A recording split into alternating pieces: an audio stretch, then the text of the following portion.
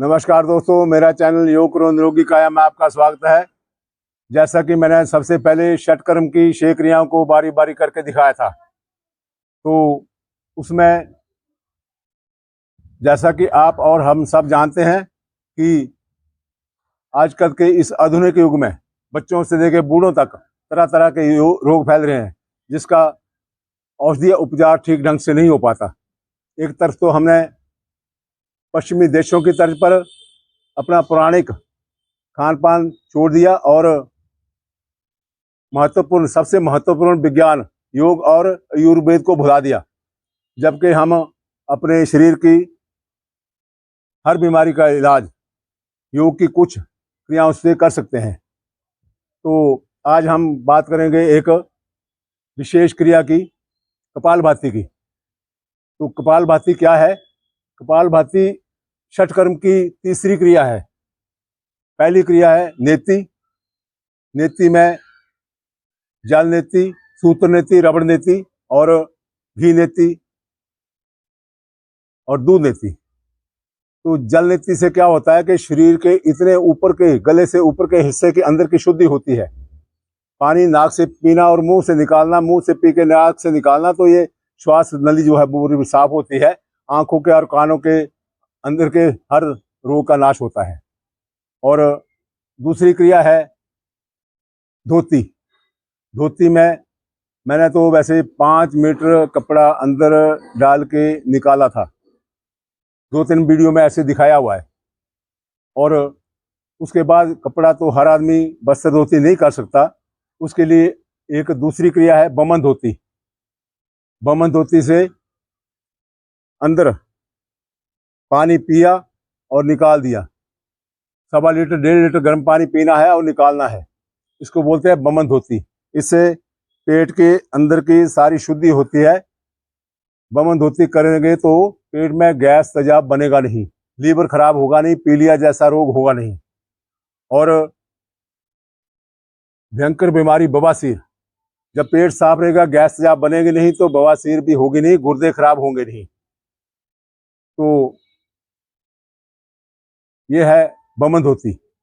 और उसके बाद षटकर्म की तीसरी क्रिया है कपालभाति।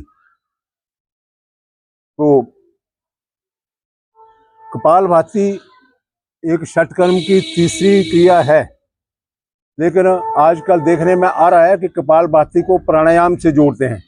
कुछ लोग कपालभाति को प्राणायाम से जोड़ते हैं कि कपालभाति प्राणायाम, लेकिन कपालभाति प्राणायाम नहीं है, ये षटकर्म की तीसरी क्रिया है। तो जो कि सबसे पहली क्रिया नेति, जल नेति और बमन धोती करने के बाद तीसरी क्रिया की जाती है, तब इसका कपालभाति का पूरा लाभ मिलता है। तो जब हम 2 क्रियाएं करके,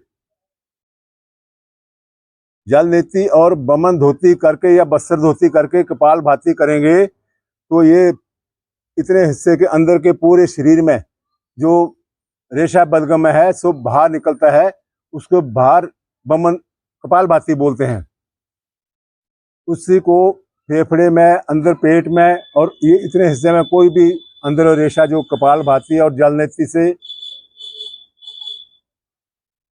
लूज हो गया, उसको बाहर फेंकना ही कपालभाति है, प्राणायाम नहीं। कपालभाति प्राणायाम नहीं। तो कैसे करना है? कपालभाति करने का सबसे बढ़िया तरीका है, तो ये मैंने अभी जल नेति और वस्त्र धोती किया है। उसके बाद इस सुबह उठ के पहली दिनचर्या में जोड़ने की क्रिया है जल नेति और कपाल वस्त्र धोती, और उसके बाद ये कपालभाति करते हैं।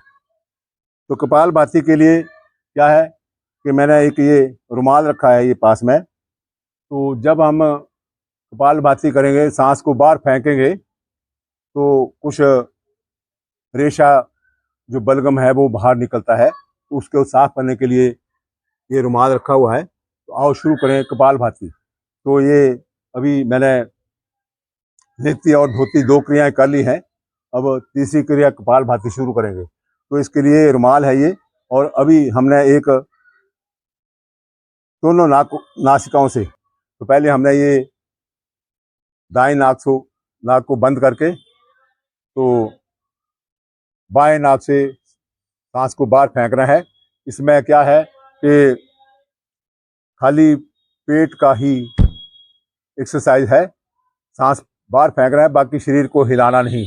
बाकी शरीर ऐसे तना हुआ रहेगा, पीठ सीधी और कमर सीधी, गर्दन सीधी। तो आओ शुरू करते हैं कपालभाति। तो ये रुमाल है रखा हुआ ये, और अभी शुरू करते हैं कपालभाति। तो 11 बार करना है एक नासिका से और 11 बार दूसरी नासिका से बारी बारी करना है। तो ये शुरू करते हैं।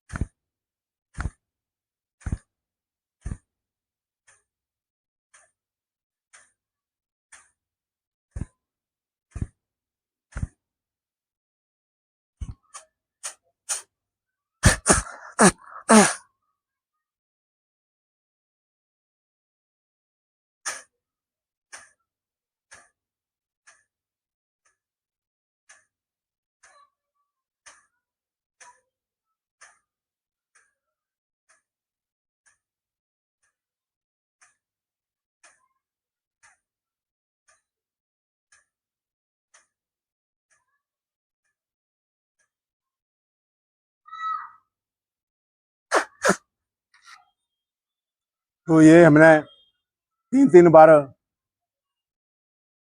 दोनों नासिकाओं से कपालभाति करा है। तो इससे क्या हुआ कि अंदर से जो जल नीति और धोती करने से जो अंदर इतने हिस्से में कोई भी रेशा बलगम लूज हुआ था वो बाहर निकल गया। ये है कपालभाति। इसका लाभ, इस तरीके से कपालभाति करने का लाभ अभी से ही मिलने शुरू होता है। जब हम बिना जल नीति और धोती के बगैर ऐसे सीधे बैठ के कपालभाति करते हैं तो उसका लाभ हमें सालों में 6 महीने में मिलता है। लेकिन जब हमने पहली क्रिया नीति और दूसरी धोती कर ली, उसके बाद कपालभाति करी, तो उसका लाभ हमें अभी से ही मिलने शुरू होता है। तो आपसे प्रार्थना है कि कपालभाति सही तरीके से करें।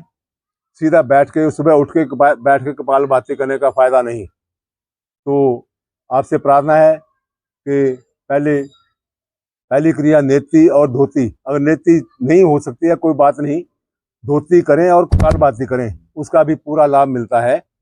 और आपसे मेरी प्रार्थना कि मेरे चैनल को लाइक और सब्सक्राइब और शेयर जरूर करें। जय हिंद, जय श्री राम।